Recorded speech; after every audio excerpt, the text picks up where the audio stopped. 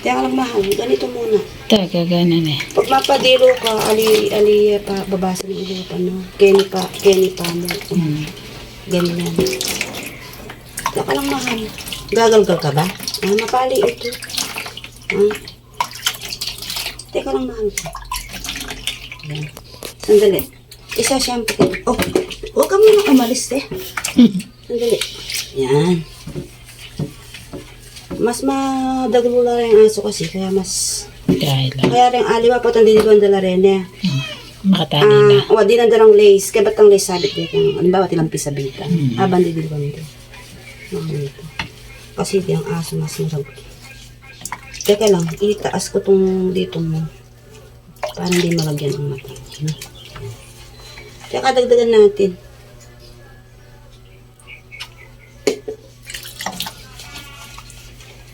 Teka.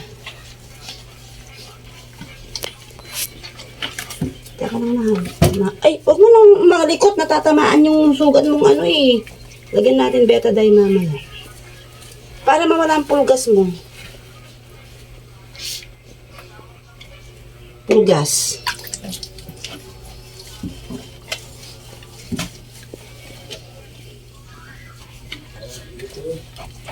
Teka lang mahal. Sandali. Dali lang.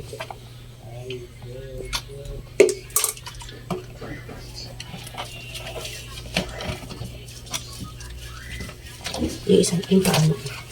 Yan. Yung isang paa mo, hindi natin pwedeng ganito. Diba? Tumputot. Ano siya, magagasgas siya. Teka, last na shampoo pa. Magasgas siya. Para mabango. Yung dito lang, bawal yung ano, bawal yung mata. Yan, ganyan lang. Sabi dahil nga aso is tumakababala, tenga, magana kaya. Makaduktok ka rin tiyangan na yan. Pero kung forma mo rin kinaso kasi at may aso talaga na alila bababa talaga din balugbog na pa nila makakanyan. Makatabang. Conformity ng lahi. Pero nung makanilila mo, makanilin balugbog na bigla ng titas na kanya. Matapang yan. Hindi makanilin mo na araw. Basta, limula mo ada dakurak. Siyempre, yung ada dakurak mo, laman ang sakit na kinisanda ka. Uy, mabango na ang baby namin ito. Balaw-balaw na ang baby Uri na namin. naman o. Uri na naman mandilo. Madagol ka kasi. Kaya tugtugan ka ka. Kaya yung katawan na ka mo tugtugan. Kaya ba't yan lupa? Aplos lang, no? Kaya lang aplos lang natin yung mukha mo, no? Yan. Yung nandito. Sandali lang. Dali. Yan. Ganyan lang. Konti lang aplos. Ay tubig pataas. Ganyan lang magpaligo ng doggy, no? Nakikita ko lang sa mga YouTube eh. Kung paano magpaligo. Tapos binibigla. Dahan-dahan ng ganyan. Para hindi malagyan ang tenga ng baby. Baby doggy ang tawag sa kanila. Baby doggy. Baby doggy. Oh, wow. Bango na ang baby namin. Stop mo na yan, tita. Tapos na si baby. Igagalgal ni Rugo. Ayan na. Para mabango lang, no? Hindi naman tayo mag-electric fan kasi. Kaya ba't mamaya walis ang banda dito sa ilalim ng upuan? Nakukuha ba? Yan, ginalgal ni Rugoy doggy.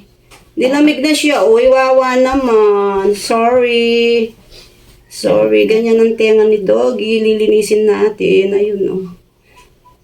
Banda doon kasi pang cotton buds, so hindi abot. Siyempre, oh, ang dumi, oh. Yung ganyan lang. Pwede nang itabi si doggy sa pagtulog. Mabango kasi siya. Oh. Yan. Tapos babaliktad. Ganon. Iikot. Para sa isang kabila. Tenga.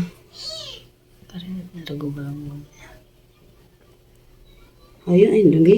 Ang dumi pa. Kung ginaide yan, mati yan. Ito yung atulog yan din si. Baka ano niya. O kaya maliit. Ah, hindi natin alam. Mati yan eh. O kaya ting manag. Eh, malinis na ang tenga ni baby.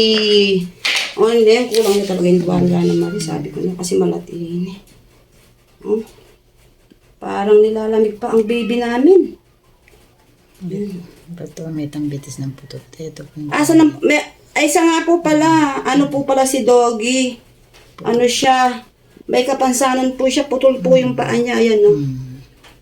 Yan. Ayan po ang paa niya. Namamaga. Aroy. wawa siya. Gagamutin natin ng betadine. Patayin mo na yan, tita. At kunin mo yung betadine doon.